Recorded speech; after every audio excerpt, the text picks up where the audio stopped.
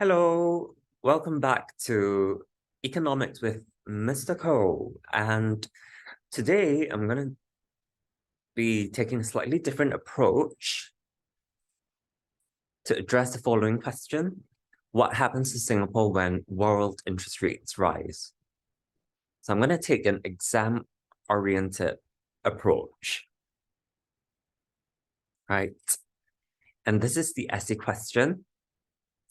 Major central banks ramped up interest rates at the fastest pace and biggest scale in at least 2 decades in 2022 as policymakers went all out in the battle to contain surging inflation. Part A, explain why a small and open economy like Singapore would have its monetary policy centered on exchange rates rather than interest rates. Part B, discuss the likely effects of a rise in world interest rates on Singapore's internal stability. So this is going to be a two-part video. And in part one, I'm going to address only part A.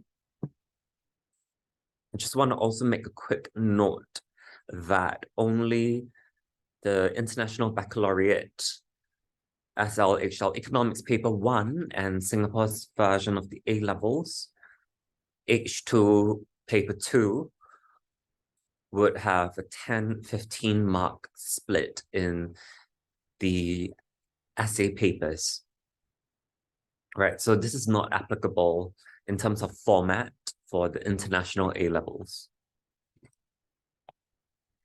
And just a very brief history on Singapore, where I come from, in terms of its monetary policy.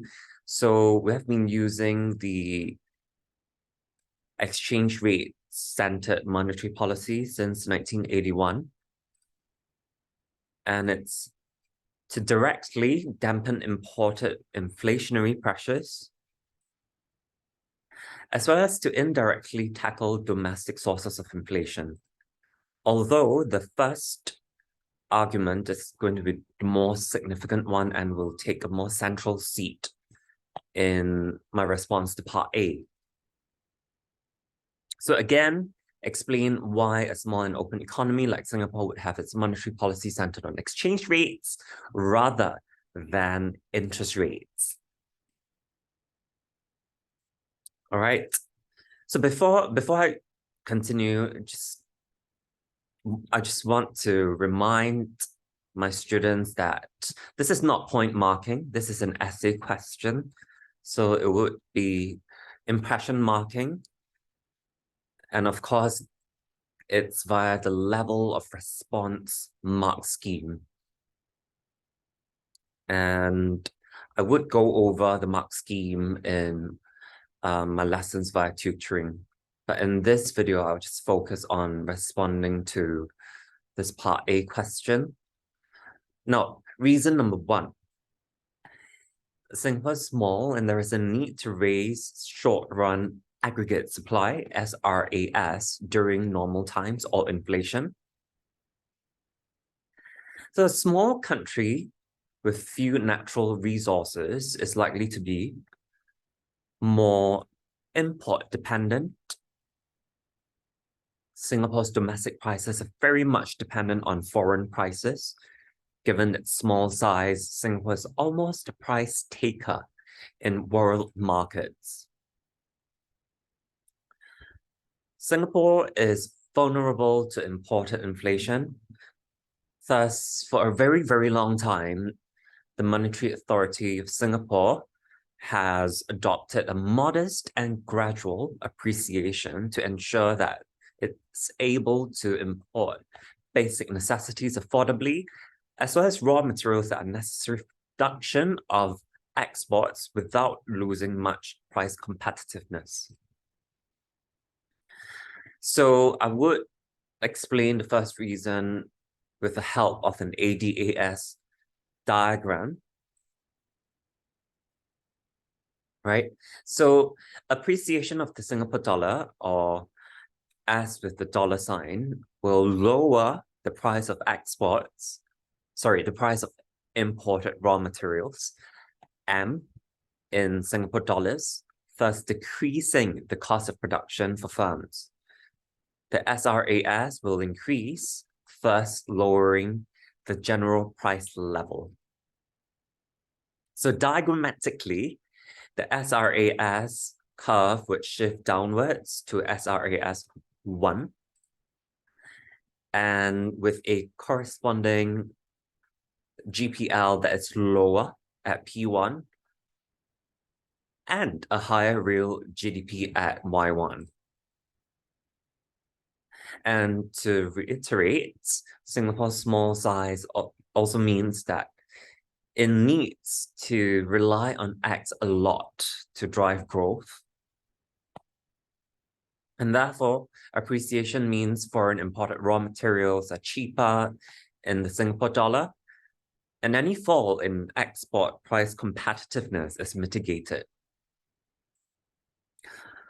All right, before I move on to the other two reasons, I would like to address the spin-off question that I get asked a lot, very often in my teaching career, and that is, if there is appreciation and imported raw materials are cheaper in the Singapore dollar, why is it then that net exports will still fall?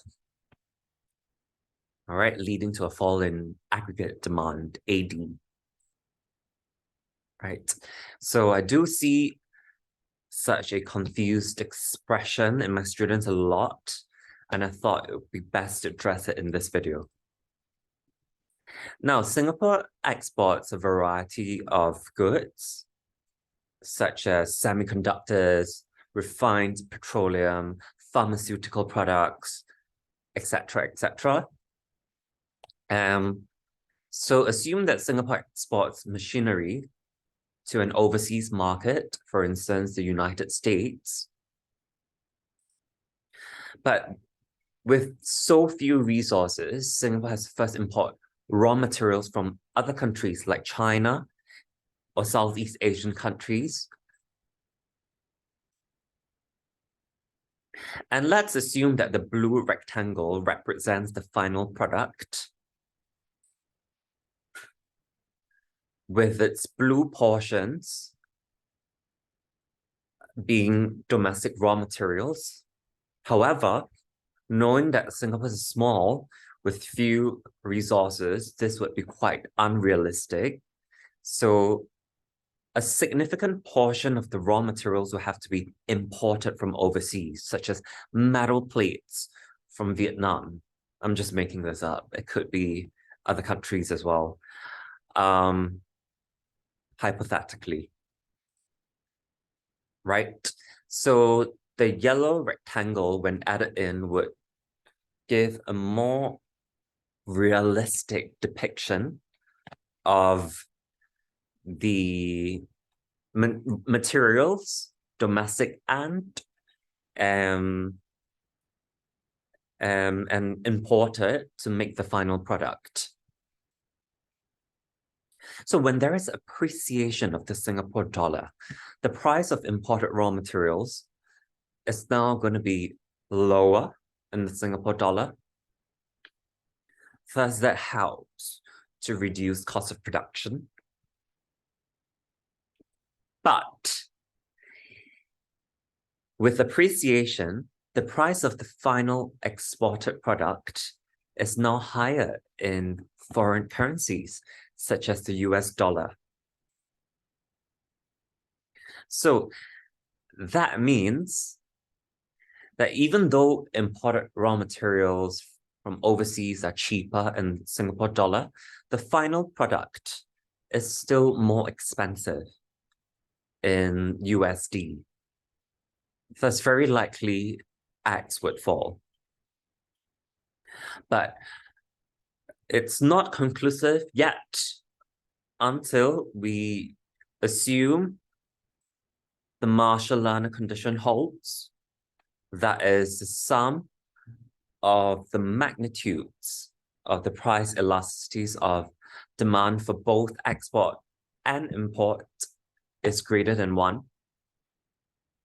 And if we assume this, we can definitively say that X minus M will fall, leading to a fall in AD.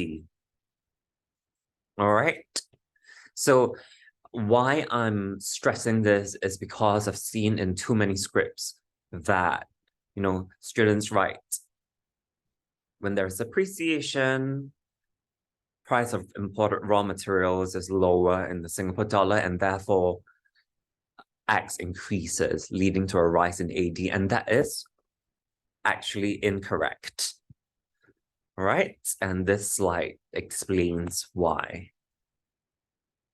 Now, if you have further questions, please feel free to reach out to me. I do provide tutoring services, but I've got to move on to the other reasons for which Singapore uses exchange rates rather than interest rates in its monetary policy.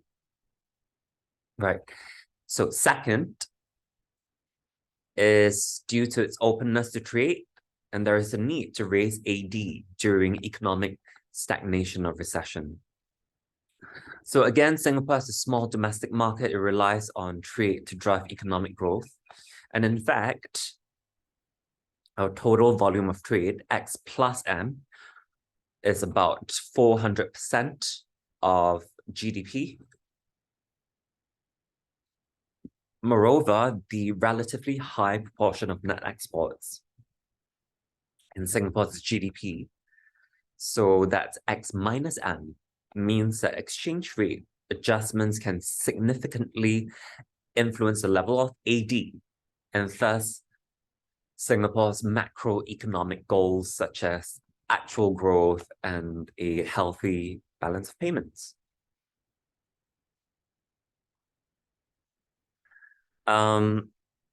So for example, during times of severe recession, the Monetary Authority of Singapore may depreciate the Singapore dollar. And again, if we assume that the Marshall-Lerner condition holds,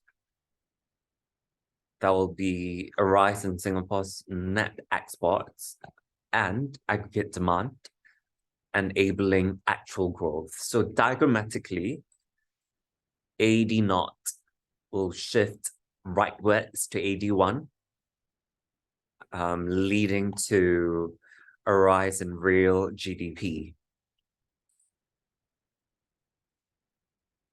Third, Singapore is also open to capital flows. And as a result, it's unable to manipulate domestic interest rates. So Singapore has a small domestic capital market, and there is a need to attract capital from abroad to supplement Singapore's domestic capital market. And thus, the need for free capital mobility. Singapore's small size also means that it is a price taker in a global funds market.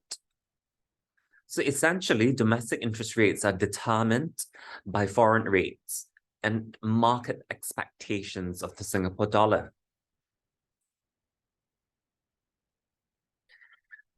However, given that Singapore is an international financial center, any small changes in relative interest rates would lead to large and quick movements of what we call hot money, which are short-term capital flows, making it very difficult to target money supply in Singapore. So, for example, hypothetically, if Singapore raises interest rates higher than other countries, there will be hot money inflows, increasing money supply in the economy. Now, this increase in money supply will then lead to a fall in interest rates back to the original interest rates at a lower level. Thus, Singapore is unable to control the domestic interest rate market and money supply as well. So that is why the central bank's monetary policy is centered on exchange rates to achieve economic goals. And this is related to what economists called the impossible trinity or the open economy trilemma. Right. So instead of it being between two options, which is a dilemma, we have a policy trilemma for open economies. So that is amongst capital mobility, exchange rate management, and third, interest rate management, otherwise known as monetary autonomy. And if you've been following, you should already know on which side of the triangle Singapore is situated. And that is here. Singapore has exchange rate management. Singapore has capital mobility. And as a result, is forced to give up the third option, which is monetary autonomy. So essentially, the moral of the story is you can't have everything in the world, students.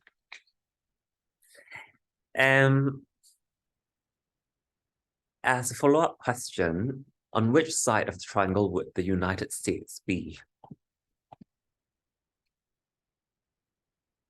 All right. That's it for today. And we have addressed the 3 key reasons as to why Singapore's monetary policy is centered on exchange rates rather than interest rates. And in the next video, we would be addressing part B of the essay question. Discuss the likely effects of a rise in world interest rates on Singapore's internal stability.